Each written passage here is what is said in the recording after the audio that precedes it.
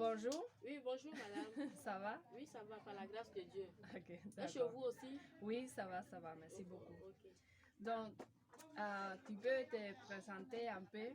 Oui, bon, moi je me nomme Madame Asogba. Mhm. Et je suis enseignante depuis près de 30 ans. Je fais les cours d'alphabétisation. Et j'ai déjà fait mes preuves dans plusieurs localités du pays. Et Mhm. j'enseigne maintenant, ça fait maintenant bientôt 30 ans que j'enseigne. C'est beaucoup. C'est beaucoup. Je suis dans l'alphabétisation il y a très longtemps. Mhm. Et donc, je m'y connais dans ce domaine-là. D'accord, d'accord, ça se voit. D'accord. Donc, ici, tu as fait un petit école, on dirait. Tu as fait un petit école ici dans le quartier. C'est quel cours tu donnes ici?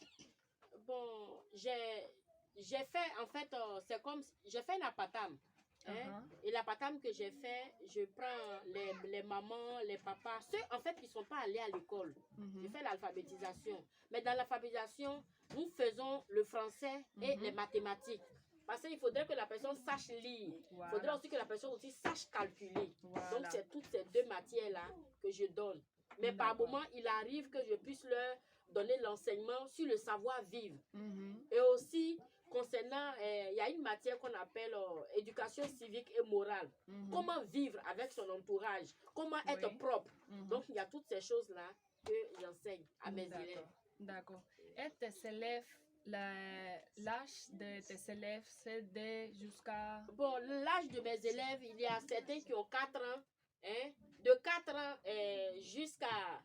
Il y a d'autres même qui ont 40 ans, parce qu'il y a des personnes de 40 ans qui viennent ici. Il y a un vieux que j'enseignais, lui-même, il peut atteindre même 50 ans. Il est très âgé, mais il dit qu'il n'est pas allé à l'école, mais il voudrait savoir lire, parce que c'est très important pour lui. D'accord. Donc, c'est de 4 ans jusqu'à au moins 40, 50 ans. Maintenant, les grandes personnes qui viennent chez toi pour apprendre l'alphabétisation ou bien mathématiques, c'est quelle raison qui les amène ici? Bon, le plus souvent, les grandes personnes qui viennent ici, ils veulent savoir lire. Ils veulent savoir lire et puis écrire. Parce que leur problème, c'est quoi? Le plus souvent, quand on les envoie des paroles sur leur portable, ils n'arrivent pas. Ils n'arrivent pas à pouvoir écrire le retour. Si quelqu'un t'envoie un message, tu es tenu d'envoyer un retour, mais ils n'arrivent pas. Donc, ils viennent ici pour pouvoir apprendre le français, en fait. Maintenant, il y a d'autres qui sont plus intéressés que je travaille dans une société, mais je veux savoir calculer. D'accord. Donc, voici les deux matières fondamentaux même que j'enseigne. D'accord. Tu as travaillé ici dans le quartier, tu as choisi le quartier ici, pourquoi? Bon, j'ai choisi ce quartier-là parce que j'ai vu, en fait, c'est un quartier précaire. Et le plus souvent, les quartiers précaires, il y a vraiment l'analphabétisation là. Il y a assez de personnes analphabètes. Dans les quartiers précaires, il y a assez, nombreux même, oui, qui ne sont pas allés à l'école. Et c'est pourquoi j'ai préféré choisir ce quartier pour pouvoir leur donner l'enseignement, pour pouvoir lire et écrire. D'accord. Mais est-ce qu'il y a beaucoup d'analphabétistes ici dans le quartier? Assez, assez. Il y en a tellement. Quand nous voulons voir, la dernière fois, les gens ont donné le taux, le pourcentage à la télévision. Ils ont dit il y a 93. 93. Même les grandes personnes, les même grandes les enfants. personnes comme les enfants. Il y a des enfants, bien sûr, qui sont là, ils sont à la maison. Mais par manque de moyens, les parents ne peuvent pas les envoyer à l'école. Donc, eux aussi, ils sont là. Mais pourquoi les parents n'arrivent pas à envoyer les enfants à l'école? Les parents n'arrivent pas à envoyer leurs enfants à l'école. Il y a beaucoup de facteurs. Chez nous ici, le quartier précaire, il y a des jeunes filles que leurs parents veulent que les enfants aillent faire le commerce. Aillent faire le commerce que d'aller à l'école. Mais il y a des parents qui veulent, mais qui n'ont pas les moyens. Pourquoi? Il n'y a pas d'école publique ici, tout c'est payant. Ici, il n'y a pas de public, tout est privé. Oui. Les établissements sont privés. Donc, les parents voient que vraiment aller payer au privé, c'est un peu difficile pour eux. Donc, ici, ils viennent et puis moi, je leur apprends à lire. Quand l'enfant fait au moins 1 an, 2 ans, la 3e année, le papa peut venir chercher l'enfant et puis l'envoyer. D'accord. Mais ici, tes élèves, c'est seulement les enfants qui ne vont pas à l'école. Ici, j'ai deux qualités de personnes. Il y a des enfants qui vont à l'école, mais qui ne savent pas lire, qui viennent ici, que je leur donne les cours de renfort. Oui. Je les renforce. Oui, oui. Mais les enfants vont dans les écoles. Mais par contre, il y a d'autres, eux, ils ne vont même pas à l'école. Eux aussi, il y a aussi cette vague aussi ici. D'accord.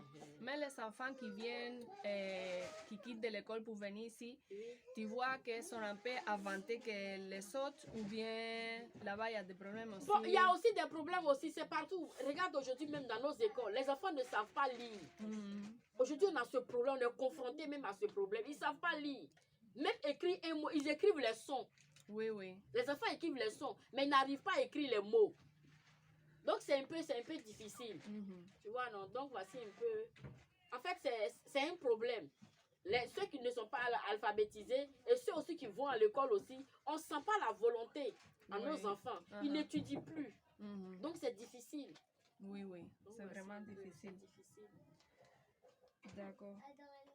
Est-ce que tu as des absents ici? Souvent, il y a des gens qui veulent venir, viennent des jours là, ils ne viennent plus. Oui, j'ai beaucoup de facteurs. Il y a des enfants, quand le matin, quand ils veulent quitter chez leurs parents, qui n'ont pas eu leur déjeuner, ils disent aux parents que moi, il ne vais pas.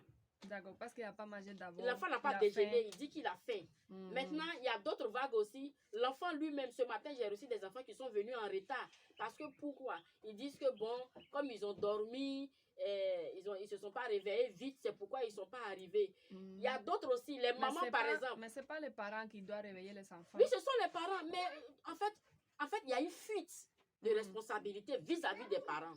Il y a une fuite de responsabilité. Mais la fuite de responsabilité, tu penses, c'est quelle est la raison de ça? C'est la culture, bien c'est la connaissance?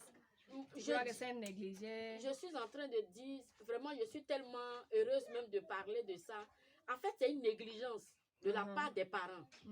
Et puis, pourquoi les parents font ça? S'ils étaient instruits, ils n'allaient pas faire ça. Voilà. Donc, l'analphabétisme fait qu'ils ne connaissent pas le bien fondé de l'évolution d'un enfant qui va à l'école. Ils ne connaissent pas. Sinon, s'ils connaissent là, tu sais l'heure à laquelle tu dois réveiller ton enfant, si toi-même tu es allé à l'école. Voilà. Donc, il y a tout ça. Les parents même ne sont pas instruits. D'accord. Tu as combien d'élèves ici? Bon, en fait, si je veux dire réellement, ils sont plus de 50. Plus de 50. Ils sont plus de 50. Tu as plus de femmes que de garçons ou bien c'est moitié-moitié? Bon, au début, c'était les femmes. Au début, c'était les mamans même avec les papas que je prenais. C'est après, les parents ont vu le travail que je fais et maintenant, ils ont commencé à m'envoyer les tout petits. Vous voyez, non? Donc, voici un peu. Sinon, au début, c'était les mamans, les jeunes filles qui ne vont pas à l'école déscolarisées. C'était ça. Mais maintenant, les parents m'ont envoyé leurs enfants. Ils ont vu ce que je fais sur le terrain, l'enseignement que je donne. Parce que l'enseignement que moi je fais, je donne à l'enfant de pouvoir lui-même décortiquer le mot en syllabes. Quand l'enfant connaît les syllabes, l'enfant peut facilement lire le mot. Donc aujourd'hui, j'ai deux vagues, les mamans, les papas et puis aussi les enfants. D'accord. Et c'est quel matériel, c'est quelle dépense qu'on doit faire pour aller à ton cours? Bon, moi, mes dépenses, en fait, il faudrait que l'enfant ait forcément un livre. Oui. Et un livre aussi de mathématiques, plus ses cahiers. Voilà. Mais il arrive par moment, même quand je dis aux parents même d'acheter les livres, c'est difficile. D'acheter les cahiers, c'est difficile. Tu vois, et quand c'est comme ça, par moment, quand les enfants viennent, c'est moi-même. Je peux donner des cahiers aux enfants, donc c'est difficile. Un enseignant qui donne le savoir, et c'est l'enseignant encore qui doit encore payer les fournitures, vraiment c'est difficile. Oui. Donc voici un peu. Il y a des parents même qui fuient même leurs responsabilités. Il y a des enfants qui sont ici, qui n'ont même pas de livre. Ils n'ont même pas de livre, regarde, ils sont là. Les voici, ce sont des témoins, ils sont là. Ce matin, on fait la lecture, mais il faut voir, sur la table, il y a quel livre? Il faut regarder toi-même. Oui, oui. Non. Ce matin, on a lecture. Après, on va les filmer un peu. Oui, tu vois. Et les coûts même, ça coûte combien? Les coûts, en fait, je commence, les coûts, ça dépend. Il y a des parents qui viennent me voir. En principe, c'est 5 000 francs que je dois prendre par enfant.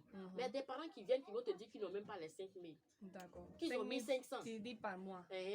Qu'ils ont mis 500. Qu'ils ont 1000 francs. Il y a d'autres mecs qui payent 1000 francs ici. D'accord. Il y a d'autres mecs qui payent 2000. Donc, ça dépend de la personne qui vient vers moi. Parce que moi, mon intention, c'est quoi? C'est vrai. je travaille pour être rémunéré. Mais je voudrais aussi que les gens n'ont qu'à savoir lire. Donc, quand le parent, je vois qu'il est sans moyens, j'accepte. D'accord. J'accepte avec les moyens qu'il me propose. Il y a des enfants ici aussi qui ne payent pas. Je fais ça gratuitement. Oui. Donc, il y a tout ça. D'accord. Ça fait longtemps que tu es ici dans le quartier? Ça fait très longtemps. Je suis dans ce quartier, c'est plus de 15 ans. Mais l'école... L'école, je suis là depuis j'ai commencé depuis 2000 ans. J'ai commencé en 2013. En 2013 jusqu'à ce jour. D'accord. Donc tu as vu un peu que ça améliorait? Ça s'améliore. Ça s'améliore. Oui. Voilà. Parce qu'au début, je n'avais pas... Pourquoi l'alphabétisation, c'est très important comme ça? L'alphabétisation est très importante parce que quand quelqu'un est alphabétisé, là, la personne sait la manière de vivre. Quand quelqu'un est alphabétisé, il connaît ce qu'il doit faire et ce qu'il ne doit pas faire. Quand quelqu'un est instruit, en fait, c'est le pays qui gagne. Oui, quand quelqu'un est instruit, tu vas voir que si ce quartier, on avait beaucoup d'instruits, tu vas voir les femmes ne vont pas s'élever et verser l'eau partout. Tu vas voir que devant chaque cours, on doit nettoyer, rendre son coin, son environnement propre. Parce qu'on enseigne ça à l'école. Oui. Est-ce que tu comprends? Oui, et quand tu es instruit, il y a des choses que tu ne dois pas faire pour indisposer ton voisin. Quand tu es instruit, on apprend tout ça à l'école. Voilà. Ça devient un peu truc de société. Justement, comment vivre dans la société. C'est à l'école que nous apprenons ça. D'accord. Il y a des fois même, c'est pas leur problème, l'eau est sale, c'est comment, c'est pas, elles vont verser ça.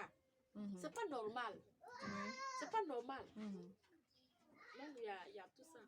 D'accord.